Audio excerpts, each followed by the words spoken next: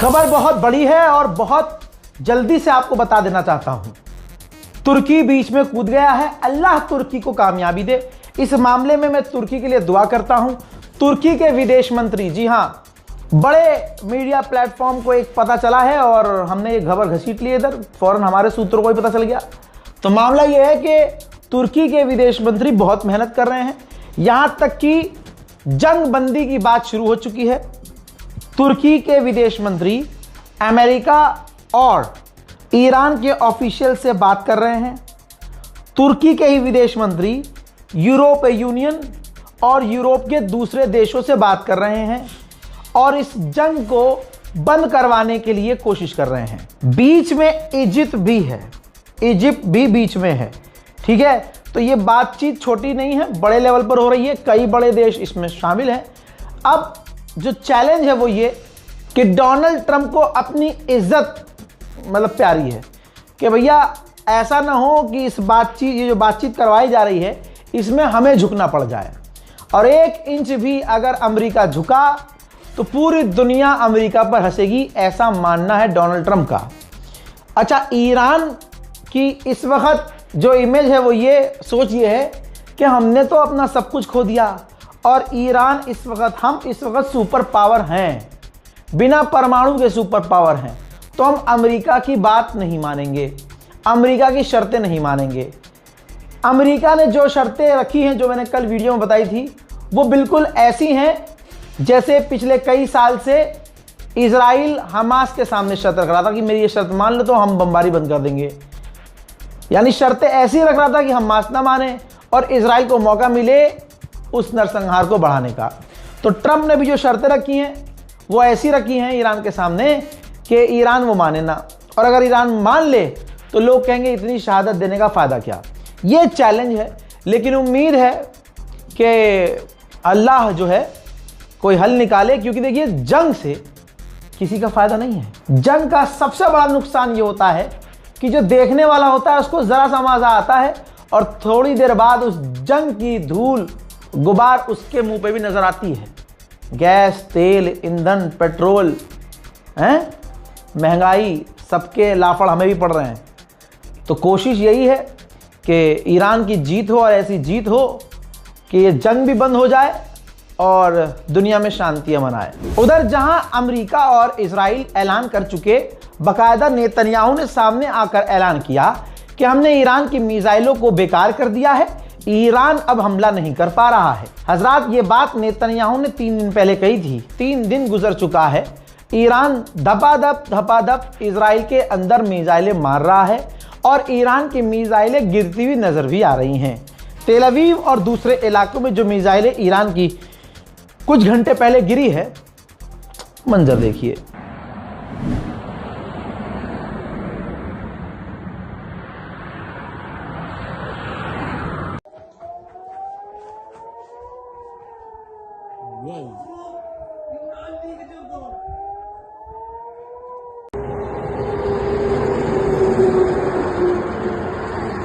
הכל פה עכשיו. כן? יואו, מה זה? אימא'לה, נפילה? שום!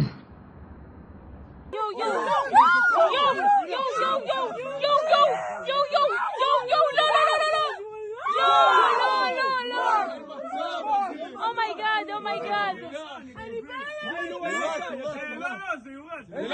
זה לא יורד ממנו. זה נפל אחוז שרמוטה. וואו, זה נפל אחוז שרמוטה. אימא'לה, זה נפל אחוז שרמוטה. זה יורד, אם יש פיצוץ. זה ממש יורד. אוריאן, בוא רגע. זה לא יורד. זה ממש נפילה. मोहतरम हजरात, ये आपने ईरान की मिसाइलों का असर देखा। अब इसके बाद जब ईरान की मिसाइलें गिर गईं, फट गईं और उसके बाद इजराइल में जो तबाही मची है, जिसे इजराइल छुपा रहा है, मुलाजा फरमाइए। אין שם בתים פרטיים, יש שם בניינים. אבל קטנה ננסה להשיג טלפון מודיע.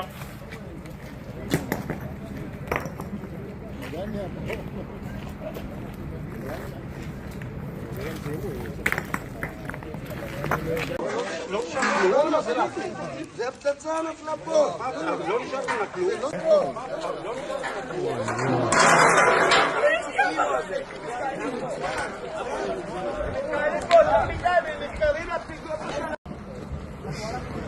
מרכז ירקון 407, גם אנחנו ממשיכים יותר צרוד עליון. שלי, אתכם אני אבטל. 407 מ-40. راس حرب هذا النزل.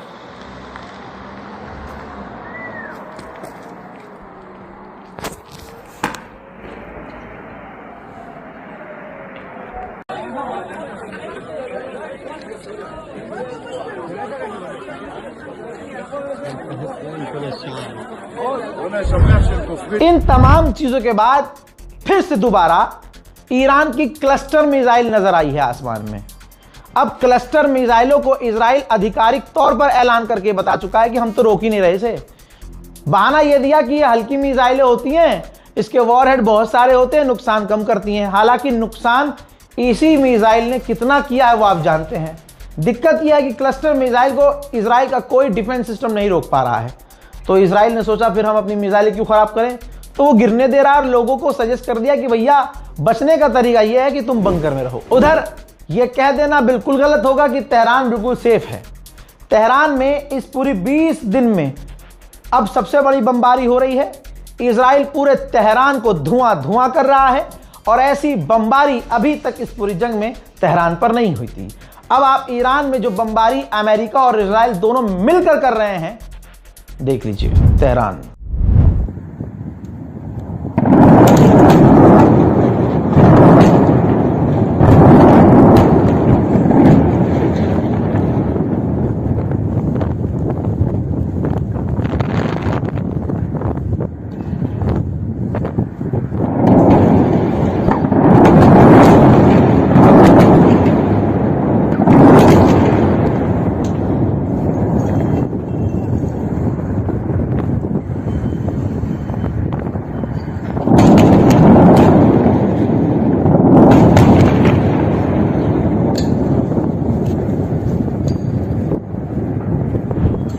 इन तमाम चीजों के बीच शूट करने के दौरान ही मेरे पास अपडेट आ रहा है कि यूएई और बहरीन और अरब के अंदर भी कई जगह धमाकों की आवाज सुनाई दी है। मुझे ईरान के स्पोक पर्सन, IRGC के स्पोक पर्सन का और ईरान के विदेश मंत्री का बयान याद आ रहा है, जिसमें उन्होंने कहा था, अभी कल भी कहा था और आज भी दिन में कहा, गुजरा हुआ जो दिन था, रात में भी कहा उन्होंने कि इजराइल के आसमान पर अब हमारा कंट्रोल है, हम जो चाहें जैसे चाहें हमला कर सकते हैं। अब फादरलैंड मानने वाले अंधभक्त जो उसे फादरलैंड मानते हैं वो नहीं मान रहे, ऐसे नहीं हो सकता पापा, फादरलैंड वो गोप गोप नहीं हो सकता। ठीक, अब दोस्तों खुद इजराइल ने कहा है, बल्कि कहा नहीं है, उसका एक एक्शन बता रहा है कि ईरान की मिसाइलें पूरे इजराइल के आसमान पर कब्जा कर चुकी हैं। इजराइल ने बेन गुरियन इंटरनेशनल एयरपोर्ट पर लिमिट लगा दिया है कि सिर्फ पूरे एयरपोर्ट पर 1 घंटे में एक जहाज आएगा और एक ही जहाज जाएगा, क्योंकि हवा में ईरान की मिसाइलें कभी भी आ रही हैं। ये मैं नहीं कह रहा हूं, ये इजराइल ने सफाई दी है कि हमने इसलिए लिमिटेड कर दिए हैं फ्लाइट्स, क्योंकि आसमान में मिसाइलें बहुत हैं। हजरात, इसी बीच कताइब हिजबुल्लाह को बड़ी जीत मिली है। कताइब हिजबुल्लाह इराक का वो संगठन है जो ऑब्वियसली हिजबुल्लाह और ईरान से जुड़ा हुआ है। अपडेट ये आई है जिस पर हमें ये जानकारी पहले नहीं मिली थी, अब मिली है तो बता रहा हूं। जब शुरुआत में इस जंग शुरू हुई और इराक के लड़ाके संगठनों ने अमेरिका और विदेशी सैनिकों पर हमले शुरू किए, खासकर नेटो और अमेरिका के फौज पर जो इराक में है, तो नेटो ने मांग की कताइब हिजबुल्लाह से कि आप सीज फायर कर लीजिए 4-5 दिन के लिए, ताकि हम अपनी फौज निकाल सकें। तो उसके बाद आपने देखा कि नेटो की फौज पूरी तरह से इजराइल से बाहर निकल गई और अभी भी बचे कुछ कुछ सैनिक निकल रहे हैं। ये चीज देखते हुए कताइब हिजबुल्लाह ने 4 से 5 दिन का सीज फायर और बढ़ा दिया है, क्योंकि अभी भी नेटो की फौज इराक से निकल रही है। कताइब हिजबुल्लाह यही चाहता था कि भाई इराक के अंदर से नेटो और अमेरिका की फौज निकल जाए। तो देखिए, नेटो की फौज तो निकल रही है, सिर्फ अमेरिका की फौज बची है, जिस पर दूसरे संगठन और खुद ईरान लगातार हमले कर ही रहे हैं। मेरे दोस्तों, अमेरिका की चालाकी बता रहा हूं। अमेरिका ईरान के कोस्ट पर हमले कर रहा है, ईरान के समुद्री बॉर्डर पर हमले कर रहा है, ताकि ईरान की बोट्स और ईरान की नेवी वहां से आकर स्ट्रेट ऑफ हॉर्मुज में अटैक न कर सके।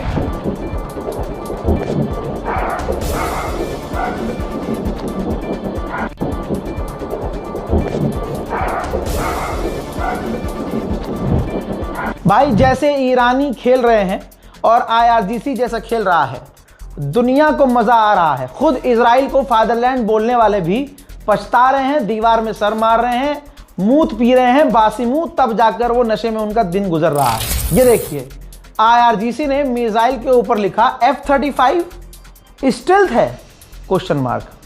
मजा देखिए कैसे चिढ़ा रहे हैं अमेरिका को कि F-35 स्टेल्थ है।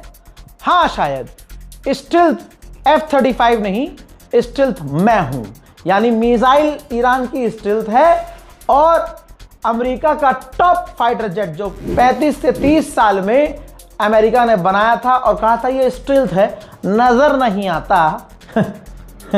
ईरान ने ठू कर दिया और अब मजे ले रहा है कि तुम स्टेल्थ हो या हम स्टेल्थ हैं। दोस्तों, आप सोचिए, ईरान के लोगों को हराया जा सकता है, ईरानी खून को हराया नहीं जा सकता। असल में मसला यह है कि ईरान के लोग गोबर नहीं चाटते चमनप्राश की तरह, गाय को वो अपना अम्मा या अब्बा बताकर उसका पेशाब नहीं पीते, इसलिए उनके जिस्म में ना खून दौड़ रहा होता है। और जो पक्के खून वाले होते हैं ना, वो होते ही ऐसे हैं कि सर कटवा लेते हैं, झुकाते नहीं हैं। ये देखिए, ईरान में जो स्टोर्स हैं, जो दुकानें हैं, ज़्यादातर अपने हाथ से लिखा है उन्होंने कि पैसा नहीं है आपके पास, कोई बात नहीं है, आपको स्टोर से जो चाहिए ले जाइए, आके पैसा जंग के बाद दे दीजिएगा। बताइए, दूसरे देशों में और ख़ास किसी एक देश में ऐसा होता है कि अगर ज़रा सा तनाव हो जाए तो आदमी एक दूसरे का गला पकड़ लेता है, सोचता है 2 रुपए की चीज़ में 4 रुपए की बेचूं इसे और एडवांस पैसा लूं। वहाँ पर बोर्ड लगा दिया लोगों ने, भैया कि पैसे नहीं चाहिए, बाद में दे जाना, आप सामान ले जाओ जो आपको चाहिए। जज्बा। ईरान ने जो जो कहा वो हो रहा है। क्रूड ऑयल के प्राइस 114 प्रति बैरल पहुंच चुका है। पिछले 4 सालों में क्रूड ऑयल सबसे महंगा हो गया। वहीं डोनाल्ड ट्रंप और ब्रिटेन के प्रधानमंत्री ने फोन पर बात की है स्ट्रेट ऑफ हॉर्मुज खुलवाने के लिए। IRGC के स्पोक पर्सन ने क्या चिढ़ाया है ट्रंप को नींद नहीं आ रही है। ट्रंप अपनी स्पेशल मिसाइलों से इन्हें ढूंढ रहा होगा। दोस्तों, डोनाल्ड ट्रंप को IRGC के स्पोक पर्सन ने कहा, अंग्रेजी में पहला बयान दिया, hey Trump, you are fired, you are familiar with this sentence, thank you for your attention to this matter. दोस्तों, जैसे डोनाल्ड ट्रंप अपना कोई बकर बकर लिखता है और नीचे लिखता है thank you for your attention लिखता है, ठीक उसी लहजे का इस्तेमाल IRGC ने किया और डोनाल्ड ट्रंप का मजाक उड़ाया। Hey Trump, you are fired. You are familiar with this sentence. Thank you for your attention to this matter. The central headquarters of Khatam al-Anbiya. अब आप सोचिए फादरलैंड की हालत कितनी बुरी है। एक भारत के अंदर जानवर है लंगड़ा त्यागी, वो मथुरा में जाकर आतंक मचा रहा था, यूपी पुलिस ने अच्छे से पेल दिया है। ठीक, उसने स्पेशल वीडियो बनाया था, मर गया बाप, मर गया खामनाई, मर गया बाप। हजरत, पता चला आपको उन्हीं का बाप मर गया। इसे कहते हैं जैसे को तैसा, इसे कहते हैं कर्मा, इसे कहते हैं जैसा करोगे वैसा भरोगे। वहां तो बाप मर गया और इधर इजराइल को जो फादरलैंड बताकर उसका लैंड चूम रहे थे, लैंड चूम रहे थे।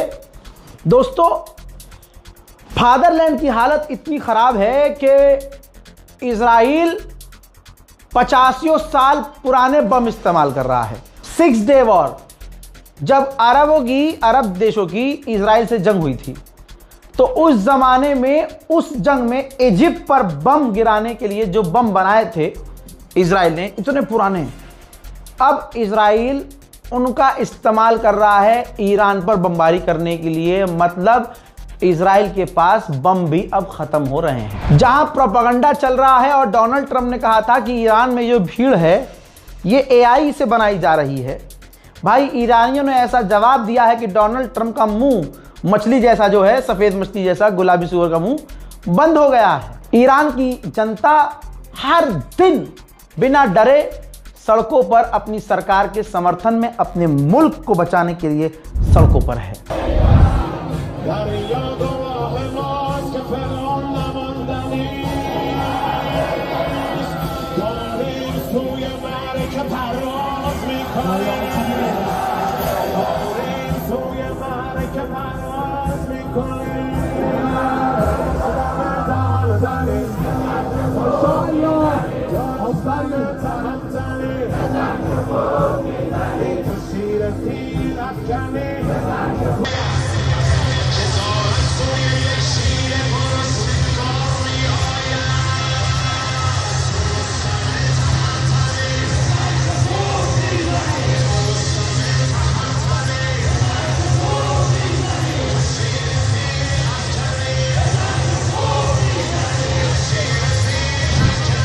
तीन साल से जो फिलिस्तीनी हंस ना पाए, 3 साल से जो गाजा के बच्चे सिर्फ खून देख रहे हैं, अपनों को खो रहे हैं, उनके चेहरे पर भी मुस्कान देने वाला यही ईरान है। जब ईरान की मिसाइलों को गाजा के बच्चों ने, फिलिस्तीन के बच्चों ने इजराइल पर जाते देखा तो खुशियां मना रहे हैं।